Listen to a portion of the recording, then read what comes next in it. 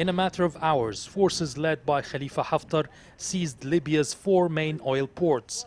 That effectively gives them control over Libya's economy, which solely depends on oil revenue. Haftar, who was promoted to marshal by the head of parliament on Thursday, was a close ally of former Libyan President Muammar Gaddafi. They fell out during Libya's war with Chad, and he went into exile at the US in the mid-80s. He returned during the unrest that toppled Gaddafi from power in 2011. Since then, Haftar rebuilt an army dismantled after the death of Gaddafi. He has been receiving military support from Egypt as he targeted militant groups and Islamist militias since 2014. Khalifa Haftar is a main component in the war against terrorism in Libya, and the terrorist groups are still very much active in Libya.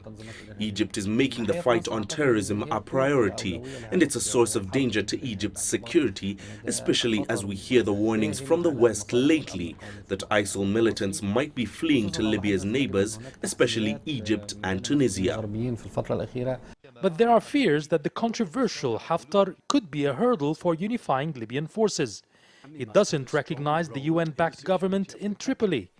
Head of the Presidential Council, Fayez Sarraj, says Libya is at a turning point and is calling for urgent talks with his rivals in Tobruk and with Haftar himself. Egypt has been hosting Haftar and Sarraj for talks during the last few months.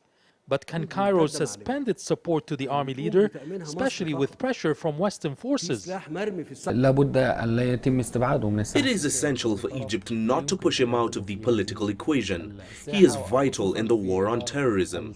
Egypt is adamant on eradicating terrorism and on reaching a political solution to the differences between the Libyan sides in issues such as parliament, the Sarraj government, and the future role of Haftar politically or militarily.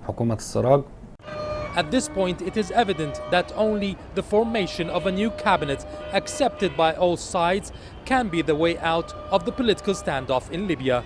Yasser Hakim for CCTV, Cairo.